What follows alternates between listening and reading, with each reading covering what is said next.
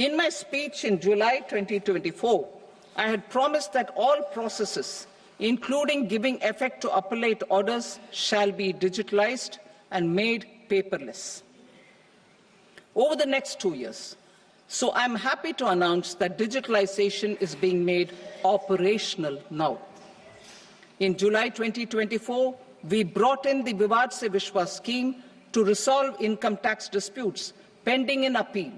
The scheme has received a great response, with nearly 33,000 taxpayers having availed of the scheme to settle their disputes. I have a few proposals to promote investment and employment. It is proposed to provide a presumptive taxation regime for non-residents who provide services to a resident company that is establishing or operating an electronics manufacturing facility. I further propose to introduce a safe harbor for tax certainty for non-residents who store components for supply to specified electronics manufacturing units. Presently, the tonnage tax scheme is available only to sea-going ships.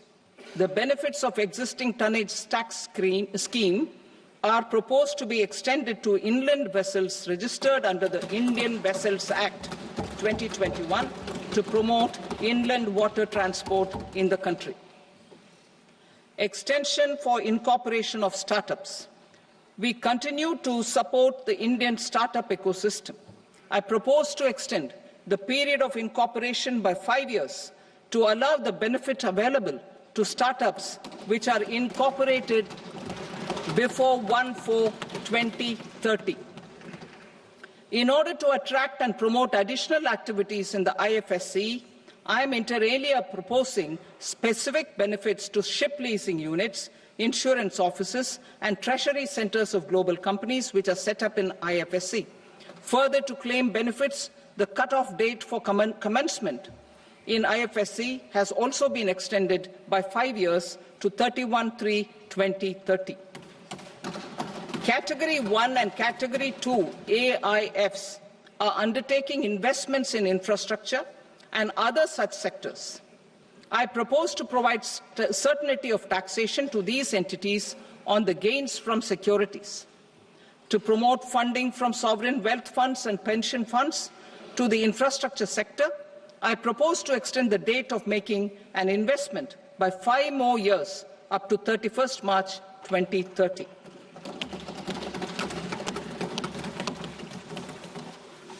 Personal income tax reforms with special focus on middle class. Democracy, demography, and demand are the key support pillars in our journey towards Vikasit Bharat. The middle class provides strength for India's growth. This government, under the leadership of Prime Minister Modi, has always believed in the admirable energy and ability of the middle class in nation building. In recognition of their contribution,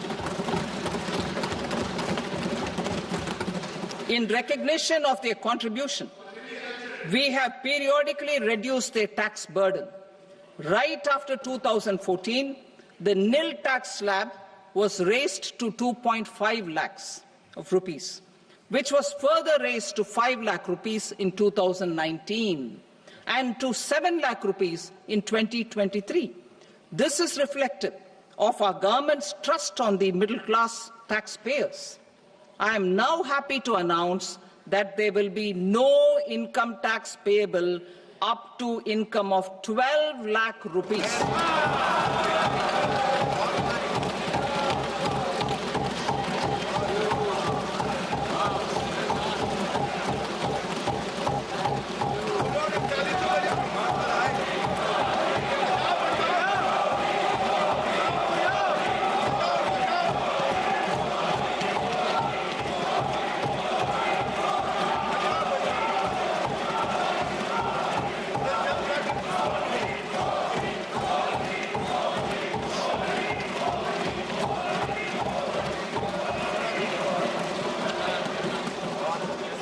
So, average income of 1 lakh per month, other than the special rate income such as capital gains, under the new regime.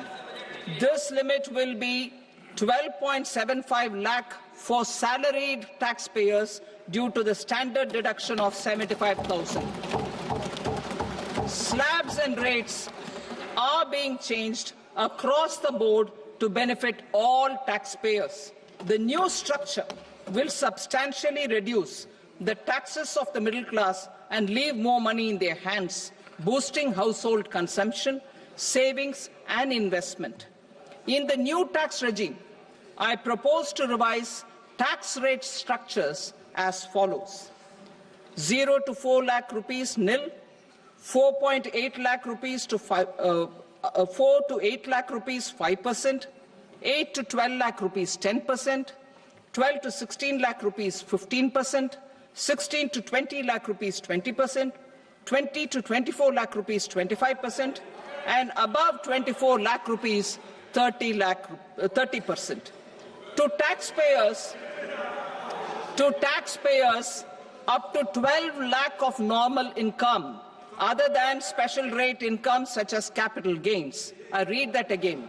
To taxpayers up to 12 lakh of income, other than special rate income such as capital gains, tax rebate is being provided in addition to the benefit due to slab rate reduction in such a manner that there is no tax payable by them.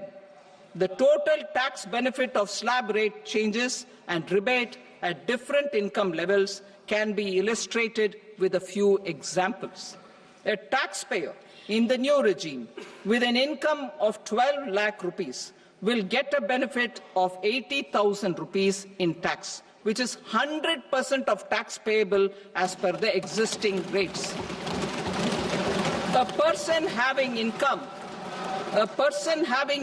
of 18 lakh rupees will get a benefit of 70,000 rupees in tax, that is 30% of tax payable as per existing rates. A person with an income of 25 lakh gets a benefit of 1,10,000 rupees, that is 25% of his tax payable as per existing rates. Details of my tax proposals are given in the annexure. As a result of these proposals, Honourable Speaker, sir, revenue of about 1 lakh crore in direct taxes and 2,600 crores in indirect taxes will be foregone.